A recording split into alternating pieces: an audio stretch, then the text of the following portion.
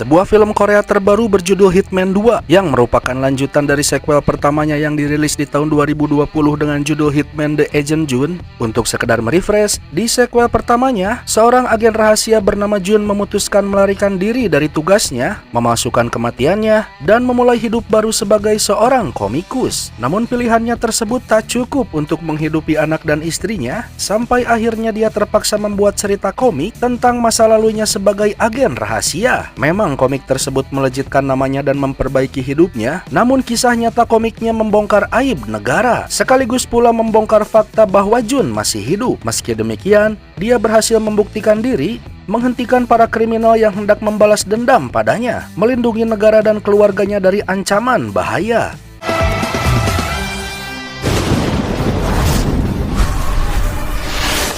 Alih-alih komik buatannya ditarik dari peredaran, Kim So Hyuk alias Jun diizinkan untuk melanjutkannya. Namun dia harus menutupi fakta bahwa semua karyanya adalah kisah nyata. Saat dalam sebuah wawancara, Jun berkata bahwa dia hanyalah pria biasa yang untuk membunuh seekor semut pun takkan mampu. Seorang kepala keluarga yang selalu hidup sulit sebelum komik buatannya laris di pasaran. Dan di kesempatan itu pula, Jun mengumumkan bahwa season kedua dari komik berjudul Agen Jun akan segera dirilis. 시즌 2로 돌아오겠습니다. 혹시 고난이 있어야 좋은 웹툰 작가가 된 Namun pernyataannya tersebut justru mengundang reaksi kemarahan para mafia dari berbagai negara yang merasa diinjak harga dirinya atas semua yang telah Jun lakukan pada mereka.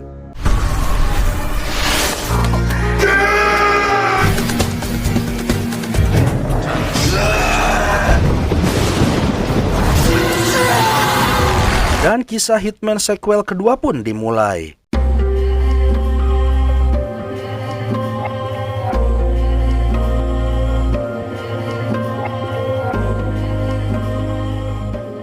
Kisah pun berlanjut di sebuah dermaga di Korea Selatan. Seorang agen bernama Chul dan Dukyo kaptennya sedang menghentikan para imigran gelap yang datang ke negaranya. Belakangan jumlah penyelundup ini meningkat akibat perkataan Jun di televisi beberapa waktu lalu, karena kebanyakan dari para penyelundup ini ingin membalaskan dendam pada Jun. Salah satunya adalah seorang mafia Tiongkok yang saat itu niat balas dendamnya dihentikan oleh Chul.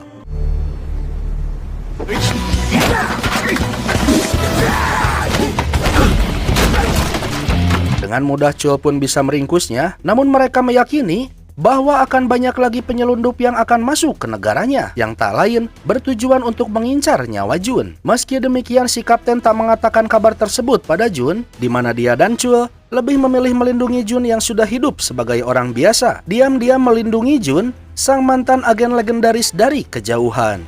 알겠습니다. 내일 뵙겠습니다. 이 길만 할 수 있게 해주자. Jun dan istrinya bernama Mina sendiri kini sudah hidup lebih baik, apalagi jika bukan gara-gara meledaknya komik yang dibuat Jun. Mina sendiri kini bekerja sebagai seorang manajer di sebuah galeri seni, pekerjaan yang selama ini dimimpikannya, yang seolah menambah kebahagiaan hidup mereka saat ini. Namun nampaknya tidak dengan anak mereka bernama Gayong, karena sepulang sekolah, raut wajahnya seperti memendam sebuah beban dalam hatinya.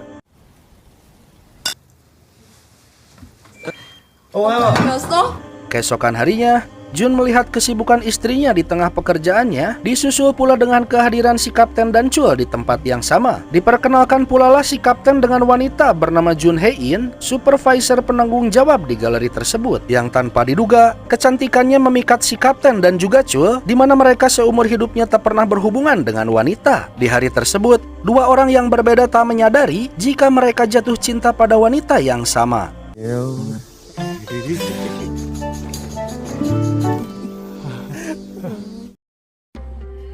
Dan berbeda dengan komik pertamanya yang Jun tulis berdasarkan pengalaman hidupnya sebagai seorang agen, di seri keduanya kali ini Jun menulis ceritanya berdasarkan imajinasinya. Maka saat si editor merilis komik Agen Jun season keduanya, ribuan caci maki membanjiri kolom komentarnya. 갔네. 1절, 2절, 3절, 4절, 4절. 그리고 앉아있어. 그냥 나가 죽어라. 사무실 한번 들러. 사무실에요? Dengan berat hati, si editor pun lagi-lagi harus menghentikan karya Jun terbarunya. Memang penjualan nampak meningkat, Namun 90% alasan konsumen membeli karya Jun ternyata agar mereka bisa mengakses fanbase komik tersebut dan mencaci maki karya Jun terbaru. Namun yang jadi masalah dari penghentian ini, Jun takkan mendapatkan penghasilan. Yang ternyata beberapa waktu lalu Jun terbujuk oleh si editor untuk membeli saham. Sampai-sampai Jun menggadaikan rumahnya dan menguras seluruh tabungannya. Dan pada kenyataannya saham tersebut mengalami kerugian yang membuat Jun terjerat utang dalam jumlah besar tanpa sepengetahuan istrinya. Jun pun mulai dihantui oleh ketakutan bahwasanya dia akan kembali membawa keluarganya pada lembah kemiskinan. 미쳤다.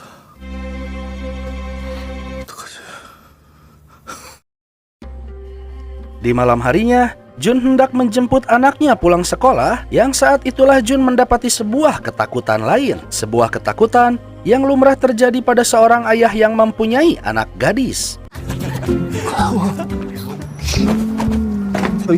Maka alih-alih menjemputnya, Jun justru malah membuntuti mereka. Yang saat sampai di depan rumah Jun, tiba-tiba saja kekasih Gayong mengajak makan ramen untuk memperpanjang pertemuan mereka. Di mana hal tersebut diketahui pula oleh Jun yang membaca gerak bibir kekasih Gayong. Buntutnya, sang ayah yang pernah muda pun semakin panas dibuatnya.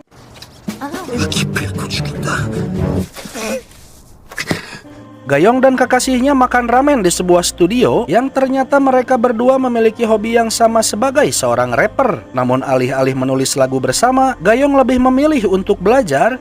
Dari sinilah terungkap apa yang menjadi beban Gayong selama ini. 와, 완전 재밌겠다. 아빠 웹툰 쓰레기야, 개쓰레기. Rupa-rupanya Gayong sudah menduga bahwa karir sang ayah takkan panjang, karena bagi Gayong sendiri sang ayah telah menuliskan puncak karirnya di komik seri pertamanya, kisah nyata heroik sang ayah di masa lalu. Bagi Gayong, itulah masa emas karir ayahnya, karena selebihnya karya orisinil sang ayah takkan pernah menghasilkan uang, yang ada hanya mengundang caci maki, yang bahkan teman-teman sekelasnya pun mengatakan jika karya terbaru sang ayah hanyalah sampah. 어떻게 만화보다 댓글이 더 재밌냐? Gayong pun teringat dengan masa lalunya, masa di mana sang ibu menjadi tulang punggung keluarga, terus bersabar dengan sang ayah yang separuh pengangguran, di mana karyanya tak pernah menghasilkan uang. Itulah alasan mengapa Gayong belajar dengan sungguh-sungguh meninggalkan musik rap yang menjadi hobinya. Karena kelak Gayong ingin menjadi orang sukses untuk menggantikan ayah dan ibunya menjadi tulang punggung keluarga. Dan ayah mana yang tak teriris hatinya mendengar hal tersebut langsung dari mulut anaknya. 아빠인데 그렇게 말하는 건 좀... Maka saat Gayong pulang, dengan berbekal topeng terbuat dari kantong plastik, sang ayah saat itu juga memarahi kekasih Gayong. 라면은 대학교 가서 먹어라. 정의의 사도. Yang lantas dia pun membulatkan tekadnya untuk kembali menorehkan karya emasnya, sampai akhirnya... Wajik, dia malah tertidur.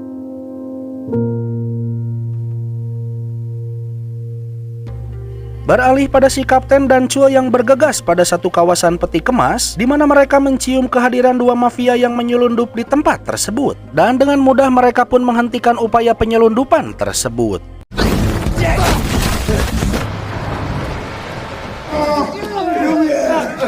Di setiap penghujung tugasnya, kedua agen ini selalu menutup tugasnya dengan tingkah kebucinannya yang tanpa mereka sadari, mereka tengah berhubungan dengan wanita yang sama. 나도 굿밤. Kabar kehadiran mafia silih berganti di Korea Selatan sampai ke telinga Yong Chul si deputi intelijen, dan dia menyalahkan Jun atas semua yang telah terjadi sampai-sampai hendak mengusir Jun keluar dari Korea. Namun si Kapten dan Chul meyakinkan bahwa Jun hanyalah warga sipil biasa yang tak menimbulkan bahaya bagi negara. 꼴리는 대로 만화를 그리고 있단 말입니다. 너무 살인병이야. 그냥 Di tempat lain, Mina dan Junhye menyambut kedatangan tamu VIP bernama Pierre, seorang kolektor lukisan yang hendak memamerkan koleksi lukisannya di galeri seni. Yang saat itu juga mereka pun menuju galeri seni tempat di mana Mina bekerja. Di malam harinya, entah takdir macam apa, karena Junhye menemui kedua pria yang mendekatinya, yang jelas saja menimbulkan perpecahan antara si Kapten dan juga Chul. 내일 모레 환갑인 양반이 나이를 똥꾸녕. 네가 여기 킵한 소리 어디서 새끼야? Sementara Jun sendiri memulai karya terbarunya, Namun kali ini berbeda, di mana dia mencari inspirasi dengan cara lain, yakni menganalogikan dirinya sebagai seorang kriminal, yang jika dia adalah seorang teroris, maka dia akan membajak sebuah perusahaan besar, mengirim pasukan untuk membuat kekacauan, yang kemudian menyelinap sebagai pemadam kebakaran menuju pusat server, yang tanpa diduga, idenya tersebut menuai pujian editor. 유유히 현장을 뜨는 악당들 타이머 세팅해서 터뜨리고 캐릭터가 막 꿈틀거려 Namun karya terbaru Jun tersebut menarik perhatian seseorang yang entah siapa Pierre sebenarnya, karena saat dia membaca karya terbaru Jun, Pierre berencana untuk merealisasikan kisah tersebut menjadi kenyataan. 현실로 맹구는 기야. Karena di malam yang sama, Pierre mulai menjalankan aksinya persis seperti yang tergambar dalam cerita terbaru Jun. 위치 차지했습니다. 내리막. Tanpa mengetahui hal tersebut, Jun sangat senang dengan beragam komentar positif dari karyanya, dan ada satu alasan mengapa Jun tak pernah membaca komentar negatif, karena sekali dia menemukannya, saat itu juga dia akan melakukan peretasan, mencari identitasnya yang kemudian mendatanginya. 영자, 널 움직여러 왔다. Namun kemarahan Jun pun mereda seketika tatkala mengetahui jika si pengirim komentar hanyalah seorang bocah broken home, di mana bocah tersebut hanya mencari perhatian dengan komentar negatifnya, yang padahal bocah tersebut sebenarnya sangat menyukai karya-karya dari Jun. 진심이에요. 그래? Dan ternyata saat itu Pierre mencuri sebuah data AI terbaru dan menghancurkan server data aslinya, sehingga dia bisa menjual data tersebut dengan harga yang mahal. Dan tak butuh waktu lama, kejadian ini pun menggegerkan jagat berita seantero Korea Selatan. 그는 과연 예언자인가? 아니면 Kejadian ini sudah pasti mengundang penangkapan Jun, yang saat di ruang interogasi, Mina habis-habisan membela suaminya, namun pembelaannya berubah seketika saat Yongchul mengatakan bahwa Jun punya cukup motif kuat untuk melakukan terorisme, di mana Yongchul membongkar kebangkrutan yang dialami Jun di hadapan istrinya.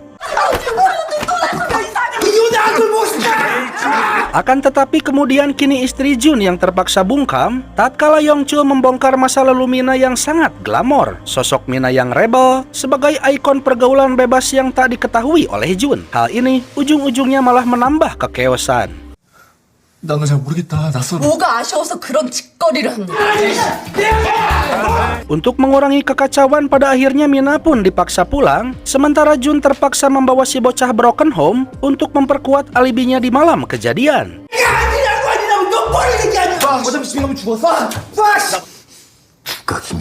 Hingga pada akhirnya, si Kapten dan Chul pun memberitahukan Jun semuanya bahwa saat ini para mafia berbondong-bondong datang ke Korea untuk membalaskan dendam pada Jun. Si Kapten dan Chul berkata bahwa mereka menyembunyikan fakta ini dari Jun karena tak ingin mengganggu kehidupan Jun sebagai orang biasa. Mendengar hal tersebut, Jun pun terharu karenanya. Dengan ini Yongchul pun pada akhirnya percaya jika Jun tak terlibat dalam aksi terorisme tersebut, dan mereka berencana untuk melanjutkan chapter selanjutnya dari karya Jun, berharap para teroris tersebut akan kembali menirunya, yang kemudian menjebak mereka, di mana di ceritanya Jun menuliskan bahwa akan terjadi perampokan di sebuah bank. Dalam imajinasinya, Jun akan meledakkan sebuah gudang untuk mengalihkan perhatian polisi, yang padahal target sebenarnya adalah perampokan bank. Para pasukan pun sudah dipersiapkan untuk aksi jebakan ini, namun si Kapten Chul dan juga Jun dilarang untuk terlibat agar tak terus-terusan menimbulkan masalah. Namun Pierre tak bodoh, karena justru si Kapten dan Chul lah yang selama ini terkena jebakan, karena ternyata Junhee adalah antek-antek dari Pierre. 참 재밌으시네. Perlu saya jelaskan di awal bahwa nama asli Pierre adalah Jang Chul-ryong, mantan agen Korea Utara yang menaruh dendam mendalam pada Jun, karena di masa lalu Jun pernah diberi misi untuk menyelundup menuju Korea Utara guna mencuri bom pemusnah massal yang disebut dengan gerbang neraka. Namun setelah Jun berhasil melaksanakan misinya, tanpa diduga pihak selatan dan utara mendadak berdamai, yang saat komandan Korea Utara mengetahui bahwa gerbang neraka telah dicuri, ia menyesal dengan perjanjian damai tersebut, yang membuatnya marah pada pihak yang terlibat dalam penjagaan bom tersebut. Buntutnya, dia membunuh semua anggota keluarga yang gagal menjaga gerbang neraka, termasuk seluruh keluarga dari Pierre. 대장이었어. 당신 모두 처형. 우리 의원들은 다 허수아비인 줄 알았는데 한동안 죄책감이 시달렸지.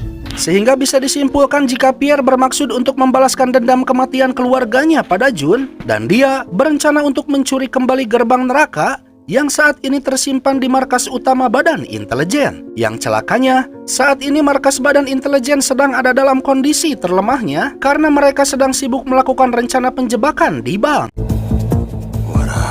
Dan hal ini diperburuk pula dengan Pierre yang mengirimkan anak buahnya menuju kantor si editor, melanjutkan cerita Jun dengan membongkar identitas Jun sebagai agen pengkhianat negara, mengkambing hitamkan Jun sebagai orang yang bertanggung jawab atas kehancuran Korea yang tak lama lagi akan benar-benar terjadi. Karena Pierre berencana meledakkan gerbang neraka di pusat kota Seoul. 테러리스트 중. 그 서울시에 핵폭탄을 또. Sementara si kapten berhasil menghubungi Jun dan menjelaskan rencana Pierre sebenarnya, yang kebetulan saat ini Jun sedang diamankan di markas Badan Intelijen. Maka saat itu juga Jun menghubungi istrinya dan memintanya agar menyelamatkan si kapten dan juga Chul, yang kebetulan Mina saat ini ada di tempat yang sama, yakni sedang di galeri seninya. 식으로 말아먹은 새끼가 지금 그게 할 소리야. 그리고 지금 그거 신경 쓸 때가. Maka Mina terpaksa kembali menjelma menjadi Mina di masa lalunya sebagai Mina sang ikon pergaulan bebas, yang lantas dia pun mengucapkan salam olahraga. 그놈아, 네가 지금 거기 있는 중. Dengan kekosongan markas Badan Intelijen, Pierre dengan leluasa menyusup ke markas tersebut dan memutus komunikasi markas dengan Yongchul, yang alih-alih menghadapi teroris, Yongchul pada kenyataannya lebih sibuk menyambut nasabah yang datang ke bank yang dijaganya. 5번 창고 앞에서 대기하시면 됩니다. 이쪽으로 쭉 가셔가지고 오른쪽으로 Maka dengan mudah Pierre membajak markas intelijen dan mengamankan gerbang neraka. Di lain pihak, Jun memerintahkan agenis yang menjaganya agar secepat mungkin mengabarkan kejadian ini pada Yongchul. Sementara Jun berusaha untuk menghentikan Pierre, namun semua tak mudah karena Pierre membebaskan para mafia tahanan, memberi mereka kesempatan untuk membalaskan dendamnya pada Jun.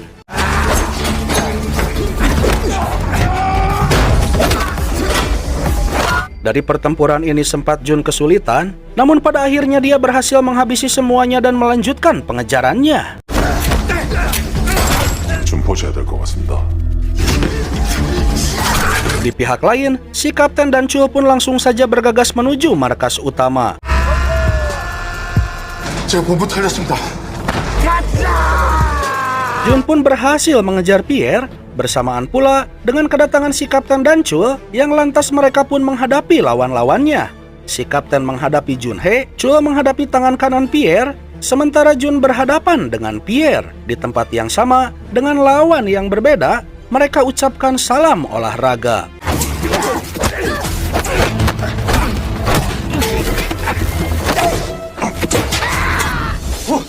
Chul berhasil mengalahkan tangan kanan Pierre, namun si kapten kesulitan karena terus saja terbujuk oleh rayuan Junhee. Namun Chul datang melayangkan tendangannya.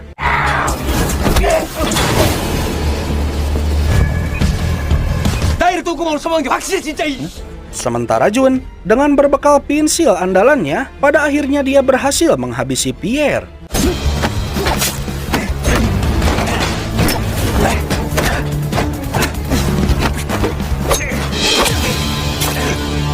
Akan tetapi sebelum tewas Pierre menembak gerbang neraka, di mana hal tersebut mempercepat hitungan mundur ledakannya, maka si Kapten Chul dan juga Jun mengundi siapa yang harus mengamankan bom tersebut. Sekalipun Jun menang, pada akhirnya dia pun mengalah, memberikan kesempatan pada si Kapten dan Chul yang terus menjomblo seumur hidup. Saat itu, Jun hendak mengorbankan dirinya.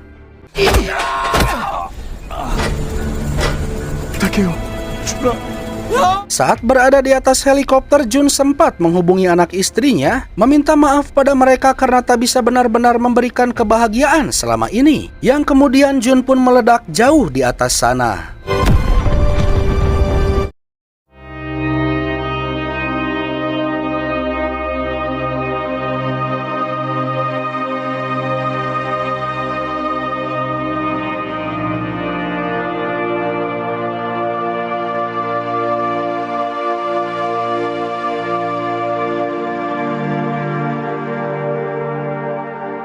Akan tetapi tiba-tiba saja si kapten mendapatkan sebuah panggilan telepon yang ternyata Jun masih selamat. Di mana saat itu dia meminta si kapten agar segera menjemputnya. Rupa-rupanya Jun sempat menyelamatkan diri setelah Jun berhasil merubah helikopter ke mode autopilot tapi manual, yang lantas dia pun melompat untuk menyelamatkan diri. Alhamdulillah, pada akhirnya Jun pun kembali ke pelukan keluarganya dengan selamat. Sementara si kapten dan Chul kembali bersaing setelah melihat tim medis yang memikat hati mereka.